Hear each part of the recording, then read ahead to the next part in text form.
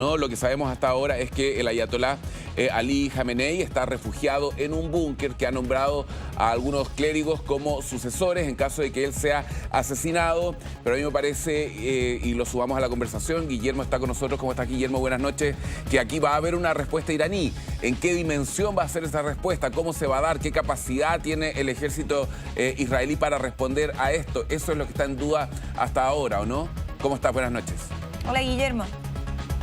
¿Qué tal? ¿Cómo están? Un agrado saludarles. Efectivamente, el bombardeo que ha hecho Estados Unidos sobre Irán coloca un punto de inflexión relevante en lo que se refiere a la seguridad internacional y al futuro que puede tener la guerra entre Irán y Israel.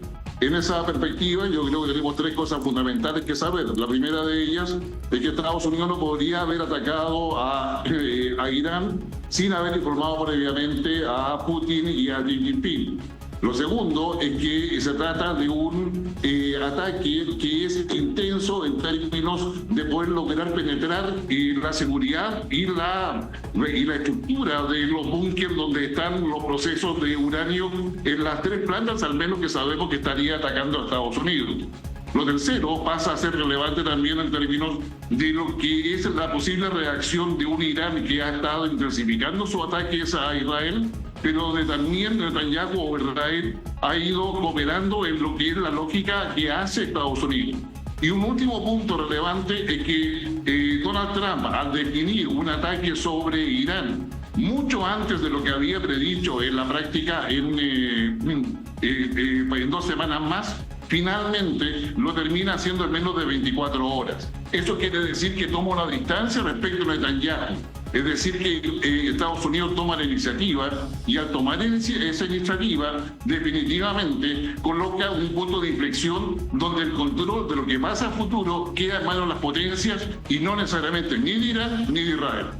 Guillermo, ¿por qué crees tú que Donald Trump acelera entonces esta respuesta? Porque se había hablado de sentarse a negociar, ¿no? Irán había mencionado de todas maneras que no iba a negociar hasta que Israel dejara de atacarlos, y Donald Trump, cuando se le pregunta, menciona que la verdad cree muy difícil que Israel deje de atacar a Irán. ¿Cree que es por eso que finalmente él toma la iniciativa de seguir adelante con estos ataques, ya que no veía quizás muy auspicioso esta posibilidad de negociar? Yo creo que es una posibilidad y un argumento que se tuvo sobre la mesa. Sin embargo, viendo el panorama internacional, yo tiendo a pensar, al menos en la visión de análisis, que Donald Trump quiere tener el control de la situación y no verse sometido a los designios o voluntad de Netanyahu. Acá hay diversos problemas y diversos intereses que están en juego, y la única forma de poder presionar tanto a Irán como a Israel es dejar en la práctica fuera de la ecuación de negociación cuál es la voluntad o el impulso que va a motivar a Netanyahu o la respuesta que puede tener Irán. Y esto debería estarse negociando en los principales líderes mundiales. Esto significa que después de estos ataques debe haber una oferta de superación del conflicto por la vía diplomática. Y esto puede significar o no eventualmente el cierre del régimen de Irán o el cambio de régimen de Irán o dejarlo en una transición, pero igualmente con no menos posibilidad que esto sea lo mismo en Israel.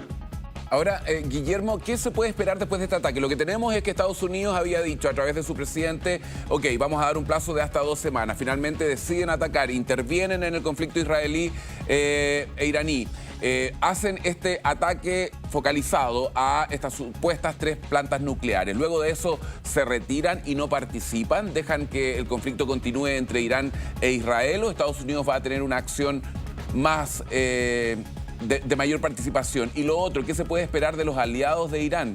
Tú lo comentabas bien, este ataque no pudo haberse hecho sin comunicarle a Rusia y China. Lo que va a pasar ahora, digamos, según lo que uno hace el análisis de la personalidad de Donald Trump, la forma en que decide y los propios líderes internacionales, es que se va a plantear una hoja de ruta de diálogo para lograr una negociación y lograr la paz. Esto significa de que una vez realizados los bombardeos que está haciendo Estados Unidos sobre Irán, debería haber una tensa pausa, con ataques menores pero manteniendo las hostilidades. Recordemos que el canciller iraní estuvo este fin de semana, ha reunido con Macron en Francia y con otros líderes europeos. Entonces, hay ya un camino establecido.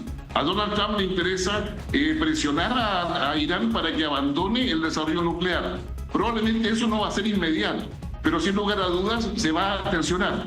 ¿Por qué? Porque si Estados Unidos ya hizo este bombardeo con bombas que nadie más en el mundo posee, la posibilidad de que lance una segunda oleada, si no se sientan a conversar, es bastante alta.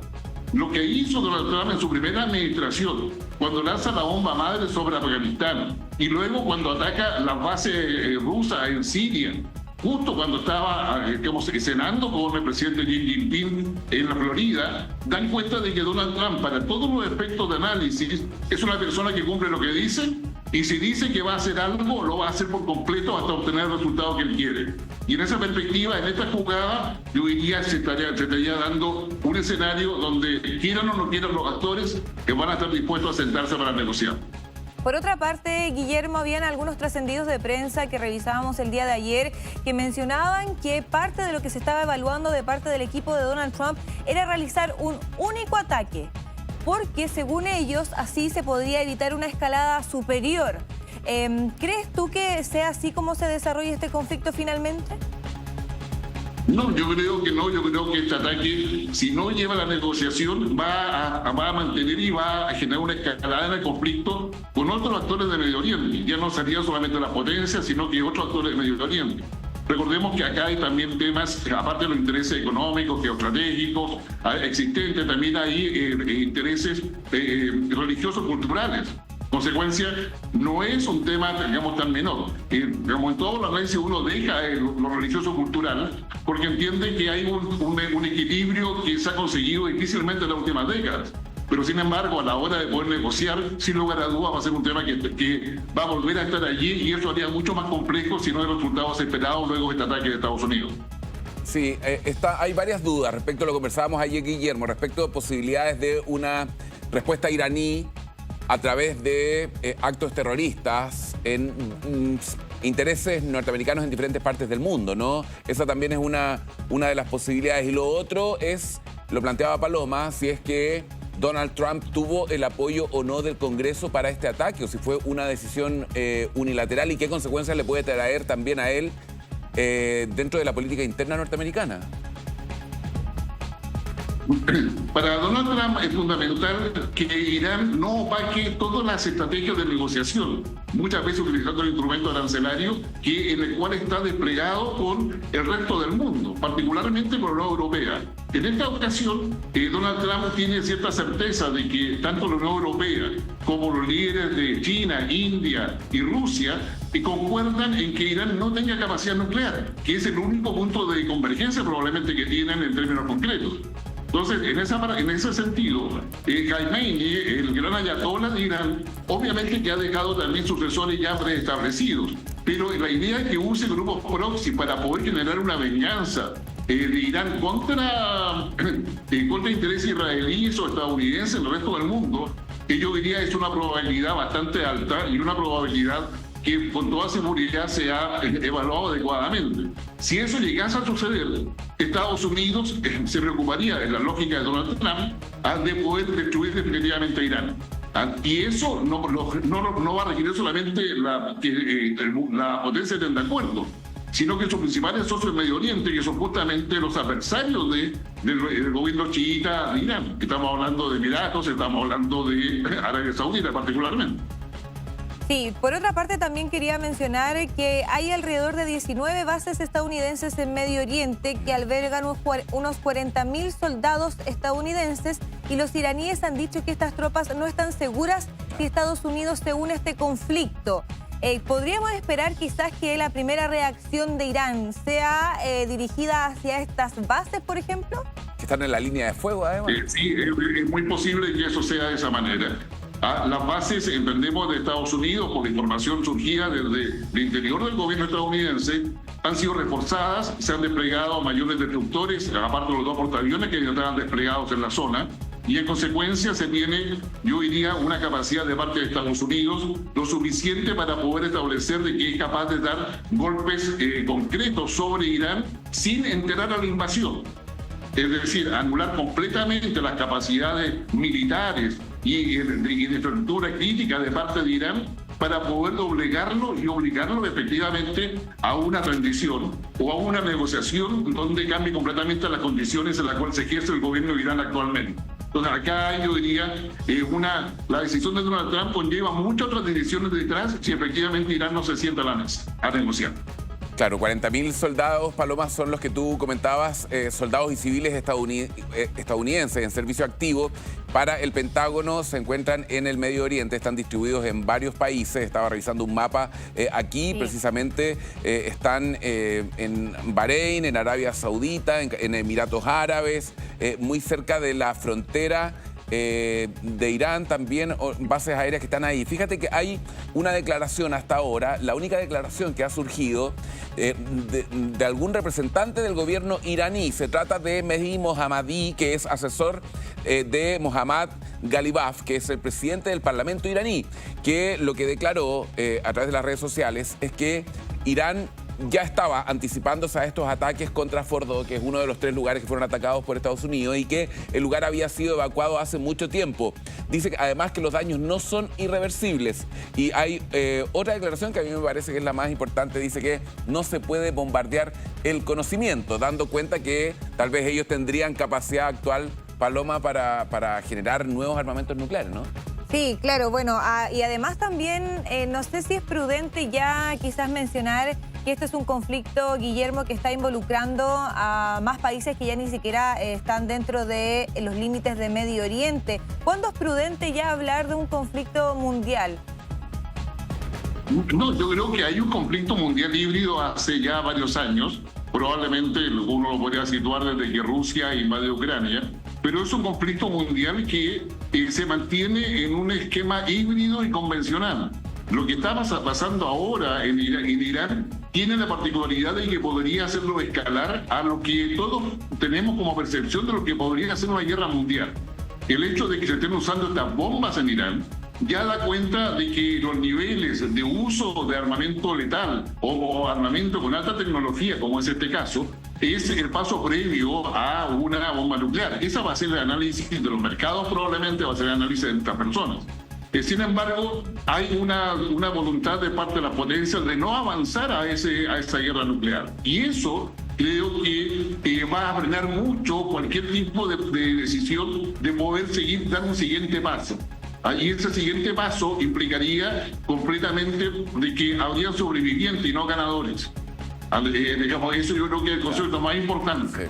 Si hay una guerra nuclear, hay sobrevivientes, no ganadores. Entonces, creo que ese es el elemento que hoy día va a estar pesando mucho en lo que se vaya a hacer. Si Trump ha hecho esto sin previo aviso, es porque quiere tener el control y quiere terminar con esto porque le va a sus propios intereses, a su estrategia que está desarrollando a nivel mundial, y en esa perspectiva yo diría ha decidido actuar y asumir justamente la conducción de algo que se podía salir, digamos, de la ruta que se había planteado para poder terminar con el foco de violencia que había en Israel con Irán.